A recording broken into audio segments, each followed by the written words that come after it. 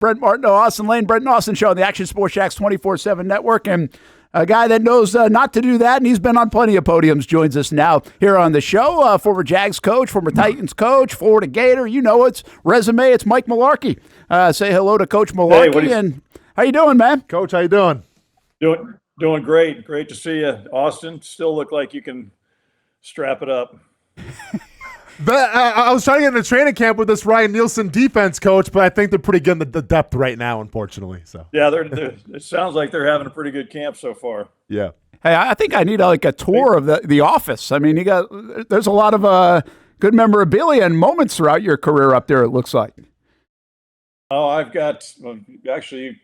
It's kind of upstairs of my house. No one ever comes in here, so one of the few to see it. Yeah, my wife doesn't let me display it much out in, around the house. It's all kind of limited to here. But yes, it's 25 years of really great memories.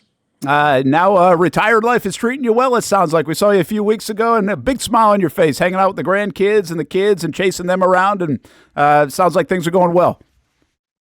Yeah, I'm busy. I have not been bored. My last year was 19 with the Falcons. I finished there coaching tight ends, and just thought I'd done my time. I had played 9 years, so I went through 33 training camps. Wow. And I felt like that's a long time away from family. It's time to start catching up, and it has been busy, very busy.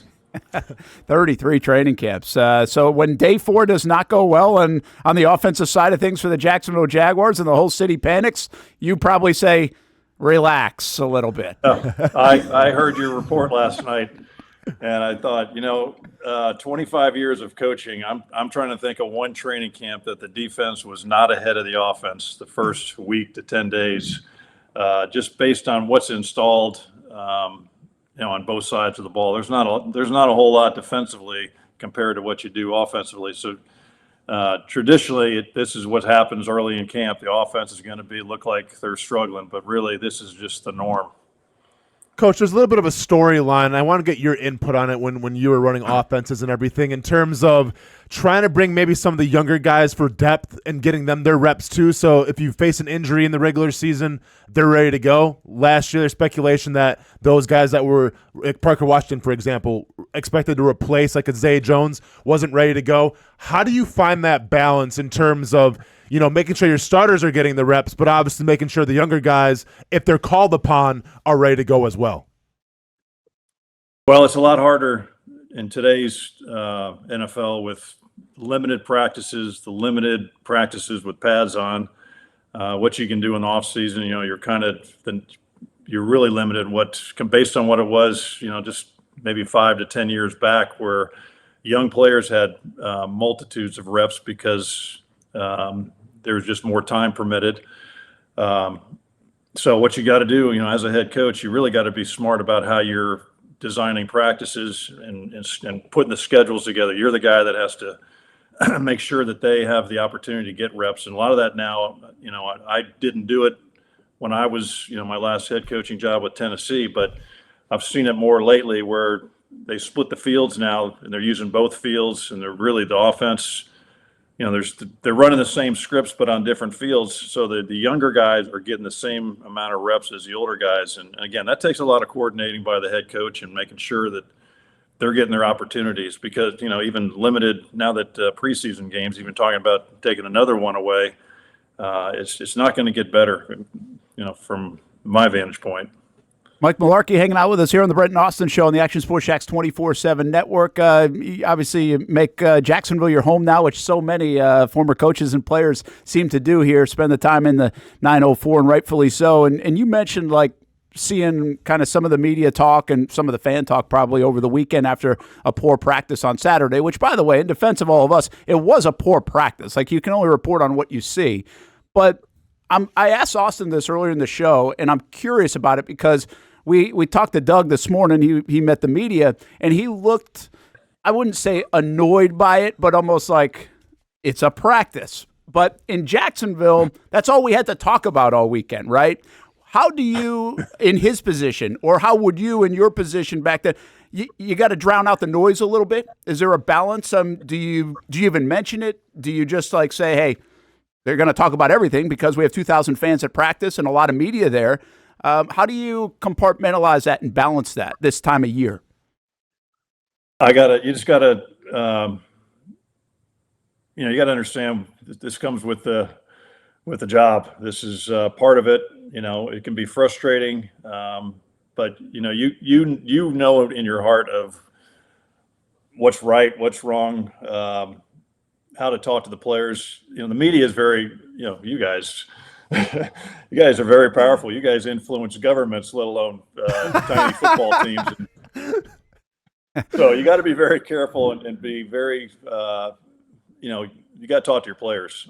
I think all the time about not just when it comes up with a bad practice. I think it's something you consistently talk about with your players about how they deal and how they, address the media when they have those opportunities. But it's especially these smaller markets where this is big news now. I mean, really big news. What's going on with the Jaguars, and especially with a little bit of the hype that's now behind them. This you just got to expect it to come with it. Coach, we talk about, the players and everything. Obviously, Trevor Lawrence is getting a lot of headlines, a lot of interceptions the first couple of days of training camp, and some people at least, hitting the panic button already, a little preemptive, but it is what it is. But when we look at your coaching career, it's interesting because, you were in Buffalo, you had J.P. Lossman, and who was kind of thrust into that role right away. Then you had Matt Ryan, who was thrust in the role right away, and obviously took you guys to the playoffs from the get-go. I mean, showed a lot of poise. We had Blaine Gabbert here. You come in later with Blaine Gabbert's career, but some could say he was thrust in too early. And then with the Tennessee Titans, you had Marcus Mariota, who kind of came in right away and did his thing and had some pretty good numbers to start off his career. What do you notice the difference of those quarterbacks, Coach? Like, what made Matt Ryan so great in being thrust in that starting role right away and having so much success, as opposed to maybe like a J.P. Lossman who, didn't have maybe the expected success that you wanted him to have? Yeah, well, my first year in Buffalo, which was 2004, I had Drew Bledsoe was our quarterback, and we started 0-4 that year, but you really don't want to be 0-4 in Buffalo as a rookie head coach. They're waiting outside your door to string you up for starting 0-4. But I told the team back then, I said, look, I don't have a folder in my file that says here's an 0-4 file. What are we going to do differently? I told them, hey, this is the way things are going to go. And the guy that supported me the most was Drew Bledsoe, and we ended up winning 9 of the next 11. We were 9-6, had to beat the Steelers to go to the playoffs, and we didn't beat them. But our team felt like we were that good that we could compete with anybody. And then we let our quarterback go. We basically cut him 2 days after the loss to Pittsburgh. And here's J.P. Lossman, who's never played a down in the NFL. And that's hard for a young quarterback. I mean, really hard for a young quarterback to come in, and especially with the expectations that we had. And we didn't have the year we could have had if we had a veteran quarterback. And I'll say the same thing with Blaine. He might have been thrust in there a little too early, for where we were with his experience when I got here. But Matt Ryan was a special player. From the beginning. The first time, our head coach, Mike Smith, said, we're going to rotate all the quarterbacks that we have here. And I was like, well, yeah, I'm hoping he's going to be the starter. So let's rotate him in with the first group as fast as we can. And he, the first time he got with the starters in the huddle, the very first play I called, I write Act 2 Go, which is two go routes by Roddy White and Mike Jenkins, and Matt Ryan stepped in the huddle and he looked at Roddy White, the veteran receiver, and said, hey, Roddy, go get this sucker. Not in those exact words. And I was like, I had chills go down my spine like, oh my gosh, I think I finally have a quarterback. I have one. And, it was interesting because I wasn't sure he was going to complete it, but everybody in that huddle thought he was. And that's what, when he called plays, players like, that's a good play. Yeah. He just his first pass as an NFL quarterback was a 63-yard touchdown, skinny post, which is one of the most difficult passes to complete. He made it look easy. So Matt made me look really good. And then I kind of took a step back and, had to work with some younger quarterbacks. But, I was blessed that I got another opportunity to be a head coach in Tennessee and have some success there, taking the team to the playoffs and winning a playoff game. But again, Marcus, a little bit of that was he had the experience. There was just some things I thought he lacked that could have made the difference of him being a great player. And as you've seen since I've left, he's been a backup pretty much all over the league. Coach, when you talk about, how these quarterbacks are handled, I mean, I think Green Bay has done a pretty good job in their blueprint. I mean, you draft a guy maybe in the first round and you let him sit a couple years. Now, not every team has that luxury, but is that really the way to do things in terms of, even if you draft a guy in that first round, there's pressure to play him. In a perfect world, do you sit that guy for that full year, get him acclimated, then bring him out year two? And if you don't, what's the biggest thing that you look for to say this quarterback is ready to lead my team as a rookie? Is it the poise in the huddle? What are you looking for? Well, it's what you have on your roster already. You kind of already know the depth at the roster. So if you don't have what you're looking for, you're gonna put them right in there and throw them to the wolves, basically. I didn't feel that way with Matt because what our philosophy was. We like to run the football, so we knew we could protect him a little bit by the run game and not force him to have to be the guy that wins games immediately.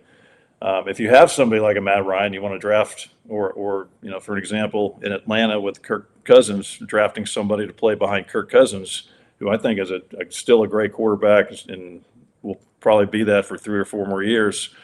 It's similar to the thing in Green Bay with Love and Aaron Rodgers. Just sit and watch a really good one if you have that ability to do that. But not all teams have that. They have to play that quarterback, and sometimes they get exposed by doing that. Mike Mularkey hanging out with us on the Brent and Austen Show. Appreciate Coach's time and good insight on the quarterbacking and the offenses. And I'm going to stay on the quarterback. We all have opinions. We're not in the trenches with him. You're not in the trenches with him either. But what do you see out of Trevor Lawrence? Is this a guy that you, just from watching him play, do you like him? Do you see flaws? I mean, how do you feel about him as obviously the Jags franchise quarterback just signed a huge extension? Well, you see why he was picked when he was picked, first overall. You see that, what he's capable of doing. I just, the consistency is what, to me, I need to see more consistency of high-level play based on, where he was picked, what's his expectations, not just from the team, but on himself. But now with the contract, he's got a lot more on his plate that he's got to prove. But I just, more consistency, coming out every week, playing at a high level and giving your chance a team to win every week. That's one thing I can say about Matt Ryan. Regardless of the score of the game, I never thought we were out of the game all the way till the clock, was finished. We always felt like we had a chance. I don't have that feeling with Trevor right now. That's the point I think that team has to get to where they think we're in it. Who cares score-wise? We have a chance, and I'm not sure that's the feel right now. Yeah, let me stay on that side of it. The continuity is good. Obviously, this organization has not had a lot of continuity, but they've got Doug and Press and Trevor and a lot of the offensive pieces, quite frankly, over 3 years now. Mike McCoy's been a part of this. That's got to help everything out, I would think. But then there's this piece that maybe you've caught wind of or not this offseason. Press Taylor calling plays or Doug Peterson calling plays. If you're in that situation and you're an offensive guy, what's Doug thinking here? Or what are we not thinking about? And I'll just catch you up a little bit. The way we've kind of phrased it is this is a guy that beat Bill Belichick and won a Super Bowl as a play caller. He's a very good play caller. And so this isn't a knock on Press Taylor as much as it is the strength of this football team. They might have one of the best play callers in the National Football League. That's kind of why we've clamored to say, hey, this team's better off if you do it. How does that all work as the head coach and everything else?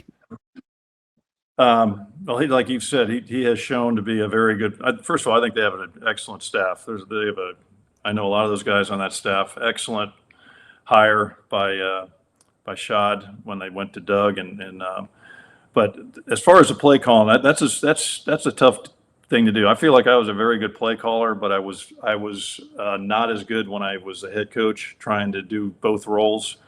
I thought I was being tugged in with game management, which took me off trying to get ready for the next series. Some guys do it and they do it really well. Sean Payton is another example.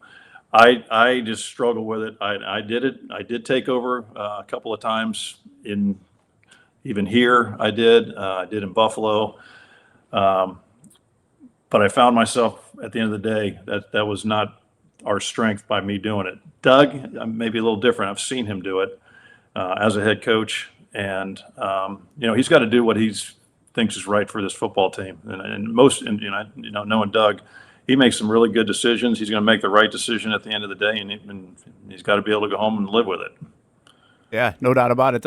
Let's loosen this thing up a little bit. You got any Austen Lane stories? I mean, you bringing any Austen Lane stories to the table from 2012? I know it's the other side of the ball. He leads the Jaguars all time in practices and fights. Fight practices. I mean, how many times did you find this guy? I never got fined, so we're good there. No, he never got fined. I wish I could have done some things differently than I did when I was here.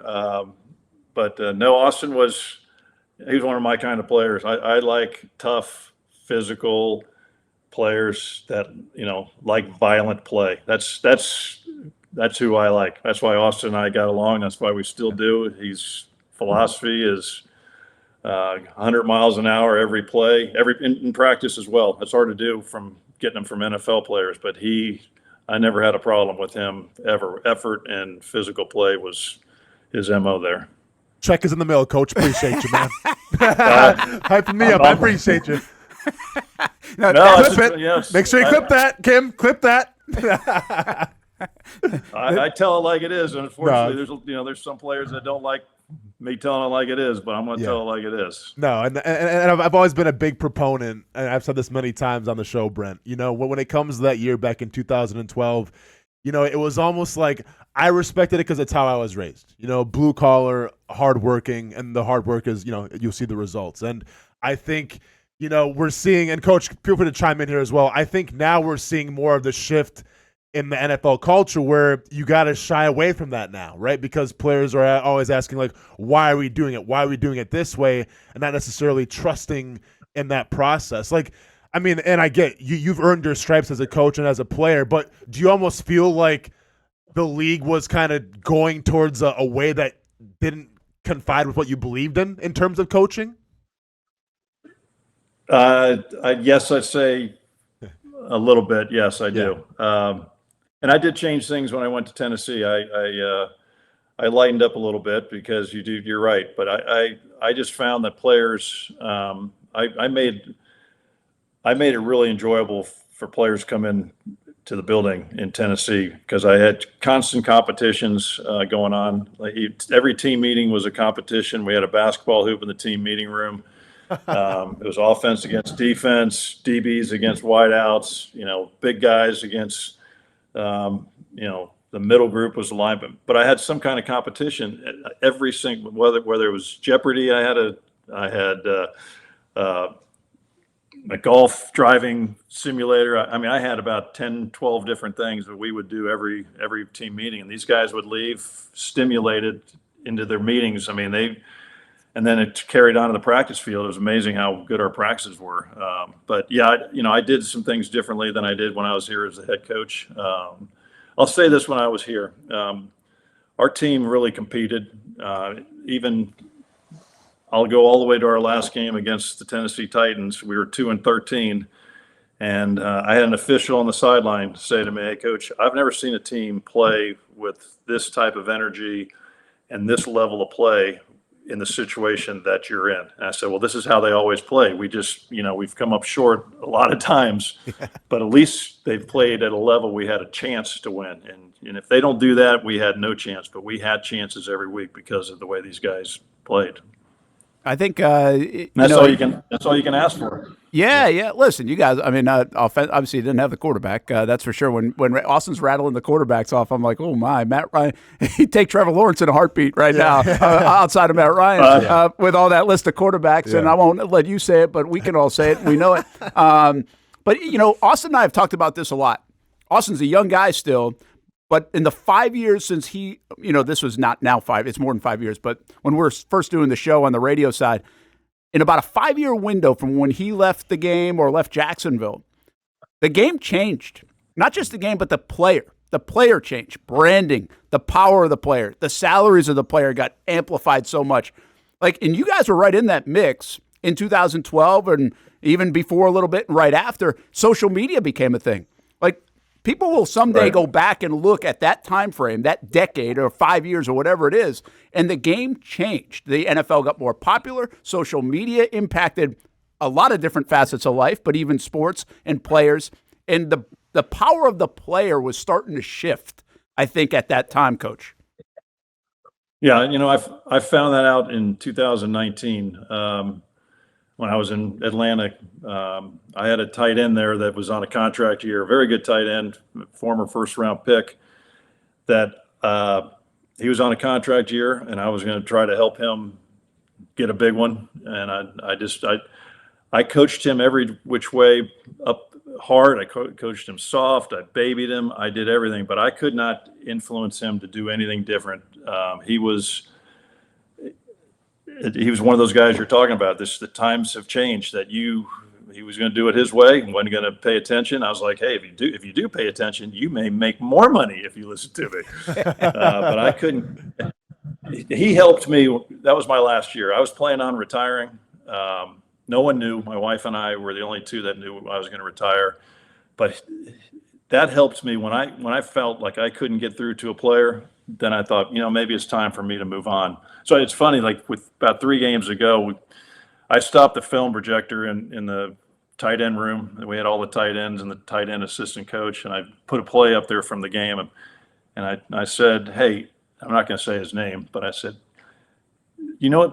what's my favorite word in the vocabulary? He said, it's violence, coach. I said, yeah, I like violent players.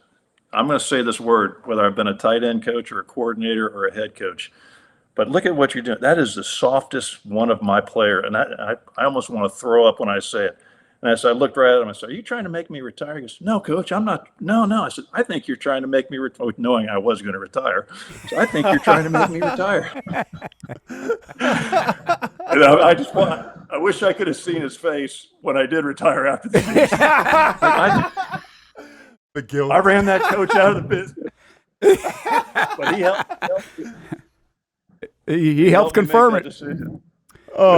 No surprise that he preached violence, but 18 surgeries for you, right? From those playing days. Yeah, I'm just getting over the worst one. The worst one yet was a shoulder that I just had. I probably wouldn't do that again. I've had a lot, but that one was the toughest one to recover. Coach, you're drafted back in 19. Coach, you're drafted back in 1983, and you're a 9th round pick. Yeah, they went back to 9. Yeah. They're a little longer than that. Obviously, when you picked at 229, you're maybe not expected to make a roster, let alone have the career that you did as a player, as a tight end. If I was going to ask you who the tight end GOAT is, who's the greatest of all time from the tight end position, who would you say? Oh boy, the greatest of all time. I mean, obviously, Gronk could be in the category. Gonzalez is up there. Kelsey, Gates is up there. Yeah, who would you say, Coach? I'd say Gronk is definitely up there. Dave Casper, who I played with. I like guys that did it both. Mark Navarro. I like. To me, the Gonzaleses and the Kelseys of the world are big wide receivers. They're I don't know if you can throw them in the tight end. You can call them a tight end, but they're not the true tight end. I could tell you a quick funny story. I was asking Atlanta when I was a coordinator there, I needed a blocking tight end. We had no blocking tight end, and I said, please get us one before the season starts. So they trade for Tony Gonzalez. And I was like, well, he was, when he came out of California, one of the best blocking tight ends I ever graded, but I haven't seen him block anybody lately. So I sat down with I sat down with Tony his first 5 minutes in the building, and we were having a conversation, and he just, out of the blue, just said, hey, Coach, I don't block the power play, which is which is like one of our number one running plays. I said, "What'd you say to me?" He goes, "I don't block power." And I said, "Well, we run power." He goes, "Yeah, but haven't you seen me? I split out like a wide receiver." I said, "Well, haven't you seen us? You're going to line up next to the tackle." He goes, "Like a tight end?" I said, "Yeah, you're going to line up like a tight."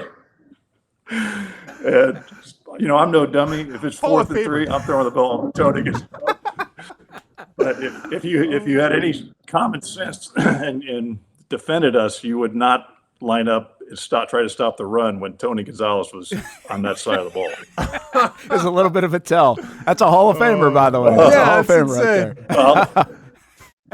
Yeah, he didn't invite me to his Hall of Fame, and I kind of figured that was going to. It's wild. Like, you think of Tony Gonzalez, Mr. Team, does it? Yeah, I'm not gonna block the ball. No. That ain't gonna be me. That was Mike I told him, I Mularkey. said, "Just wait a second." I walked down to the head coach and I said, "Well, we got a problem. He's already told me he's not going to block." That's awesome. Great story. We survived together. Yeah, you certainly did. You guys did okay together. Yeah. Sometimes that's you need him just as much as he needs you, I guess. A little give and take. I was no dummy. Mike Mularkey with us on the Brent and Austen Show. Hey, appreciate you stopping by. Before you go, actually, your son's working on the Lions organization as a scout. You were just up there. They're one of the favorites in the NFC. I don't want you to give us the secrets, but are they one of the teams in the National Football League this year that you really like to make a run? Well, I can say this. I'm going to take back what I said when I first got on here about defenses always being ahead of the offenses. They looked pretty special. They got some weapons for golf up there. I don't know how they can get the ball spread around to all the guys they have, but I think their coordinator is. I talked to Ben Johnson for a long time. I think he's a really good play caller. They got a lot going on for them, and defensively, they're pretty stout there too. Their corners that they drafted are going to help them immensely. So, yeah, I took my grandson up there to see his dad, who's in training camp, and I talked to Dan Campbell for a while. He's, "Hey, do you miss it?" And I was like, I miss Sundays. I do not miss training camps. Especially, they're way easier now than they were when I played. When I was with the Steelers, the day we showed up, we were in full pads, and I was in full pads. Other than Saturday morning practices, I was in full pads all the way through the playoffs. It was a beat the tar out of each other.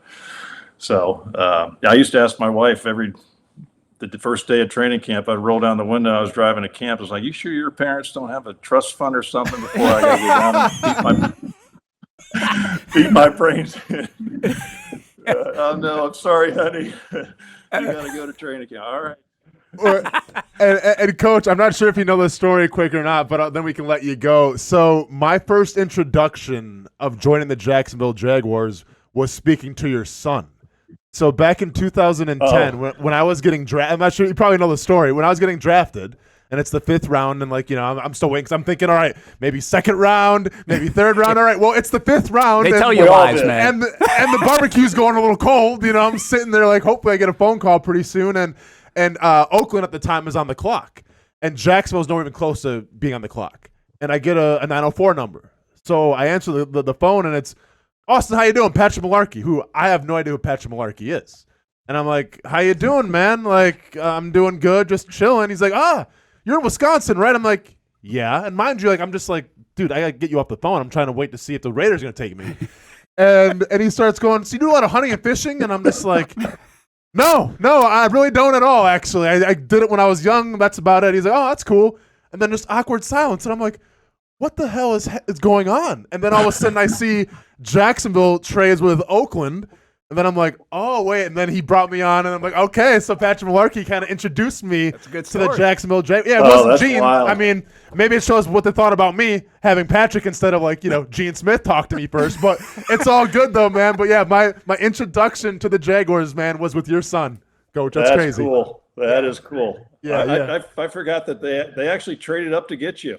That's an honor. Yeah, I'll take it. Yeah, I'll take it. That is an honor. Yeah. They always lie to you too. By the way, they don't. If they tell you the second round, you're never going in the second Well, round. and then the rumor was that, and actually Patrick told me about this too as well, is I guess Green Bay was the next pick, and Green Bay was going to take me, and thank God they traded up, because if I went to Green Bay, Coach, with all my friends back there, I would have lasted a year in the league. Max. Yeah, you wouldn't have been in the league very long. No, not even close. Mike Mularkey. All right. I'm. If you got another minute, I want you to see if you can answer this one. So 33 camps. Okay. When did you know, and were you right, if you had a good or bad team in those 30 plus years? Now, some as a player and some as a coach, some as an assistant. But will Doug at some point, like next Monday or 3 weeks from now, or after preseason game, maybe it's a practice against the Bucks, will there be a time where you're like, all right, this is who I thought we were going to be, or oh boy, are there those moments in camp? Yeah, I'd say mainly in Atlanta. I mean, we had, Roddy White, Julio Jones, Michael Turner, and obviously Matt Ryan. Plus, we had an offensive line made up of just a bunch of no names that played at the style that I needed them to play at. It was they were a force to be reckoned with. They earned a reputation of being one of the most physical lines. I mean, when we'd play teams, I knew they were thinking, "Oh, I can't wait to get this over with." Yeah. So that's when you go in that kind of mentality. I'm just speaking offensively. We're going to be pretty good, and we were. They had never had back-to-back winning seasons when we went there in 08. In 44 years, they'd never had back-to-back winning seasons, and we had 4 while I was there, and they went on even more than that after I left. So yeah, that's what a quarterback can do for you. Yeah, that's what quarterback can do. Yeah, but you knew. And so as long as you're like, hey, if we stay healthy, we're good. We're going to be pretty good. Yes. Yeah. Yes. All right. And if we were going to balance off with our defense, and we had a good special teams group, so we knew we had pretty good balance across. But we were going to be the reason we were going to be pretty good was because we can control the ball, which we did on those 4 years. Well, let's hope over the next few weeks, Doug has in a meeting in his office or talking to himself or right into work says, "Hey, I think we're going to be pretty good," not the opposite. Exactly. Mike, thanks for. Go ahead. Go ahead. No, I think they're going to be pretty good. They just don't let the first weekend, influence you to do anything else what you believe in. So he's got a plan. You got to stick to it. Yeah, we got 3 hours a day. We're going to go with it, the ups and the downs, Coach. All right. That's our job. Hey, thanks for taking really a half hour. Yeah. We appreciate spending the time with us, and let's do it again. Yeah, sounds good. Appreciate the invite. You guys take care. Great show you guys have. Thanks, Coach. Appreciate you, man. I'm sure I'll probably see you in the grocery store real soon. I'll see you, Austen. All right, man.